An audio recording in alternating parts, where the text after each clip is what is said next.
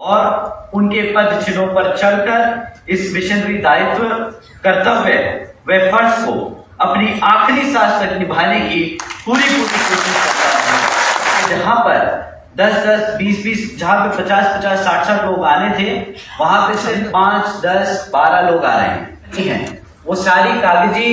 और पुरानी कमेटियां हैं जिसपे कभी ध्यान ही नहीं दिया गया। यहाँ पर आप सब आदरणीय बहन जी के लिए अपनी पूरी कमेटी का, अपनी कार्यकारिणी का एक मीटिंग रखें। पूरा आपके महाराष्ट्र और गुजरात में जब चुनाव होगा तो हम महाराष्ट्र से भी मुख्यमंत्री देंगे और गुजरात से भी अपना मुख्यमंत्री देंगे। सभी को तहे दिल से मेरा जय भीम।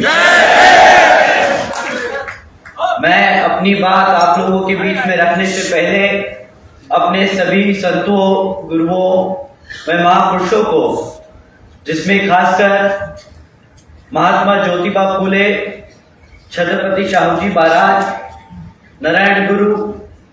बाबा साहब डॉक्टर भीमराव अंबेडकर जी एवं मान्यवर साहब श्री काशीराम जी को नमन करता हूं। साथियों, मैं बहुजन समाज पार्टी के राष्ट्रीय अध्यक्ष व उत्तर प्रदेश की 4 बार रही मुख्यमंत्री एवं पूर्व सांसद आदरणीय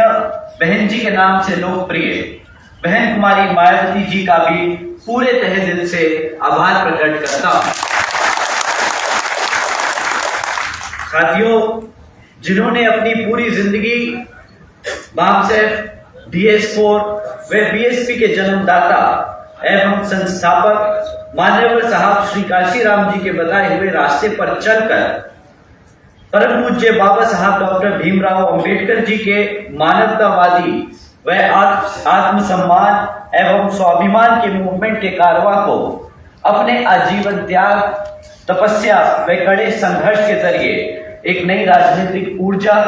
शक्ति व पहचान दी है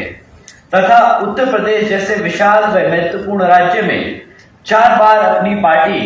BSP के नेतृत्व में सरकार बनाकर खासकर बहुजन समाज के लोगों के लिए एक ऐसी मिसाल बन चुकी हैं जिससे प्रेरणा लेकर करोड़ों लोग आज यहाँ देश भर के साथ साथ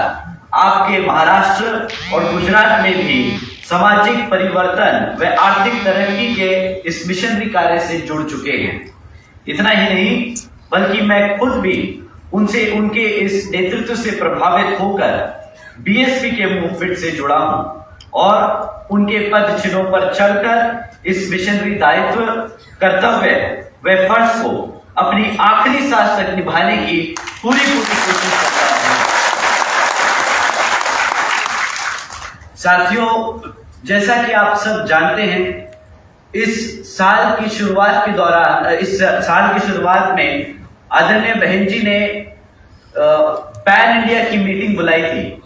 जहां पे सारे प्रदेश के सभी वरिष्ठ नेता लोगों को लखनऊ बुलाया गया और आदरणीय बहन कुमारी मायावती जी ने आदेश दिया कि पूरे देश भर में पार्टी कैडर कैंप के जरिए अपने मूवमेंट को आगे बढ़ाने का काम करेगी। परंतु कुछ समय में ही जब आदरणीय बहन जी ने देश भर से रिपोर्ट ली तो उन्हें समझ आया कि कैडर कैंप में जहां पर 10-10, 20-20, जहां पे 50-50, 60-60 लोग आने थे, वहां पे सिर्फ 5, 10, 12 लोग आ रहे हैं। आदरणीय बहन कुमारी मायावती जी ने जमीनी स्तर पर जांच पड़ताल करके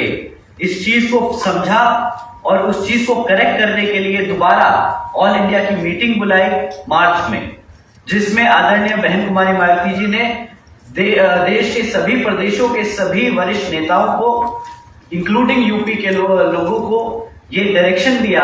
कि आप सबको पहले जाकर अपनी कमेटी का काम पूरा करना है। क्योंकि उन्होंने जब पता किया कि यहाँ पे जब आप कैडर कैंप ले रहे हैं तो आपके पास लोग नहीं आ रहे, क्योंकि आपके यहाँ पे जो कमेटी बनी है वो सारी कागजी और पुरानी कमेटियां हैं जिसपे कभी ध्यान ही नहीं दिया गया।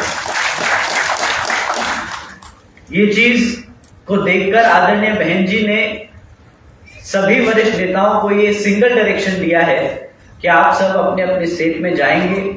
कमेटी पे दोबारा से काम करेंगे, आप स्टेट से लेके बूथ लेवल तक की कमेटी का काम पूरा कराएंगे और उसके बाद आप कैडर कैंप लेंगे, जिसके जरिए आप पार्टी के मिशन के बारे में, हमारे सभी संतों गुरुओं के बारे में बाबा साहब के बारे में, मान्यवर साहब श्री कांशीराम जी के बारे में और आदरणीय बहन कुमारी मायावती जी के बारे में, उनके संघर्षों के बारे में अपने सभी सदस्यों को बताकर और मूवमेंट को आगे बढ़ाने का काम करेंगे। तो साथियों, इसी क्रम में आदरणीय बहन कुमारी मायावती जी ने मुझे भी ये जिम्मेदारी सौंपी नेशनल कन्वीनर बनाकर कि हम कंधे से कंधा मिलाकर हमारे पार्टी के सभी वरिष्ठ नेताओं के साथ, जो आज यहाँ मंच पे भी मौजूद हैं, आप सब जैसे जानते हैं कि आदरणीय अतर सिंह राव जी, जिनको अभी गुजरात और आंध्रा और तेलंगाना का प्रभार सौंपा गया है, और हमारे वरिष्ठ और एक्स राज्यसभा मेंबर हम आदरणीय राजाराम जी, जिनको महाराष्ट्र और तमिलनाडु और कर्नाटक का प्रभार दिया गया है। तो उन सब के साथ और देश भर में इन सब के साथ साथ 9 और हमारे वरिष्ठ नेता हैं, जिनके साथ हम जाकर सारे स्टेट में ऐसी समीक्षा बैठकें लेकर समझेंगे और वापस जाकर आदरणीय बहन कुमारी मायावती जी को रिपोर्ट देंगे कि किस स्तर पे काम हुआ है, और अगर यहाँ पे कुछ मिस है तो उसको आपको भी बताने का काम करेंगे। तो साथियों, जैसा कि आपने अभी कमेटी ने यहाँ पर आप सभी की अटेंडेंस लेना सफिशिएंट नहीं है, हमें अटेंडेंस के साथ साथ आगे क्या काम करना है वो भी बताना बहुत जरूरी है। तो आगे की मीटिंग में जब आप अटेंडेंस लें तो आगे क्या काम खत्म कराना है, क्या काम पेंडिंग है, वो भी जानकारी आप लोगों को देनी है ताकि वो लखनऊ भी पहुंच सके। दूसरी कि हमने यहाँ पर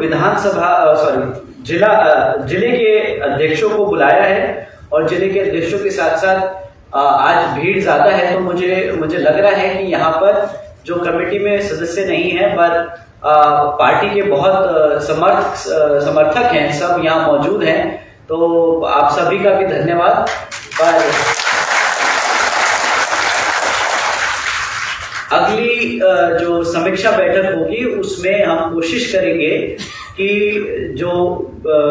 जिले के अध्यक्ष हैं, जिले की कमेटी पूरी प्रेजेंट हो, ताकि और आपके विधानसभा के जो अध्यक्ष हैं वो सब आपके साथ आए,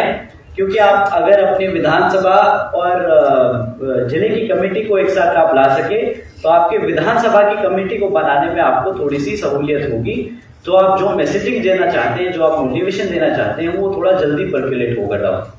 राइट। अभी राजाराम जी ने अपने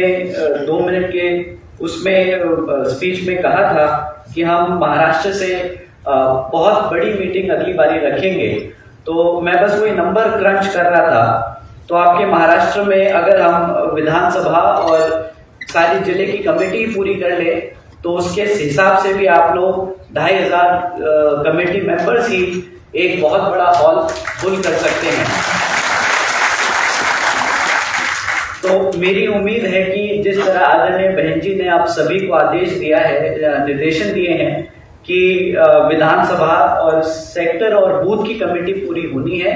तो मैं उम्मीद करता हूं कि जिस दिन आप बोलें कि आदरणीय बहन जी से आप बताएं कि हमने बूथ स्तरीय कमेटी अपने प्रदेश में पूरी कर दी,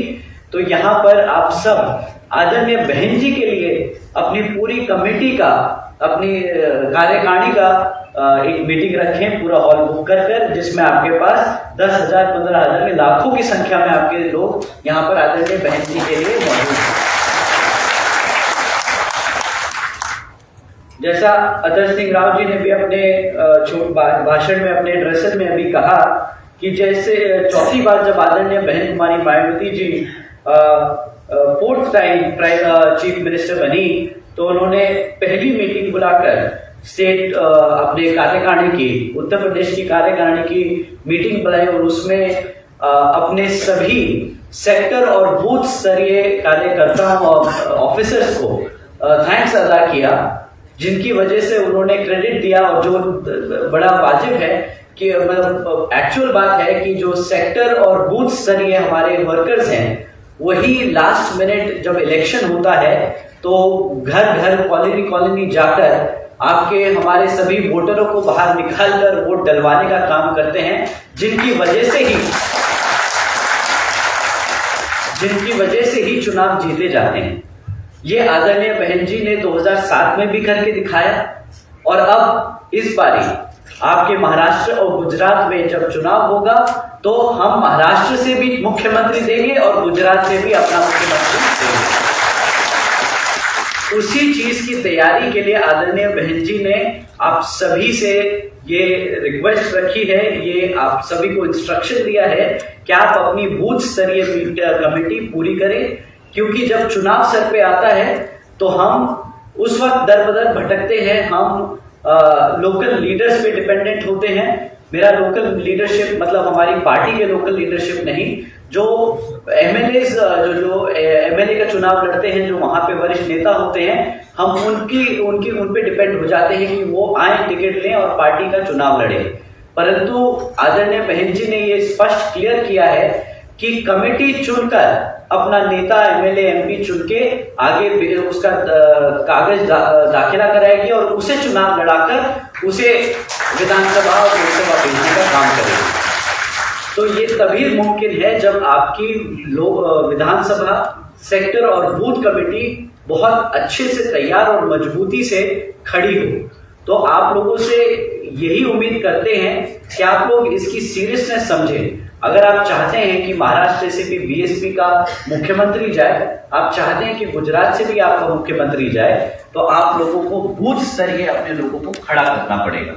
ये आप लोगों को समझना पड़ेगा कि ये कितना इंपॉर्टेंट है। हम बड़े हॉल भर सकते हैं अपने समर्थकों से। आदरणीय बहन जी ने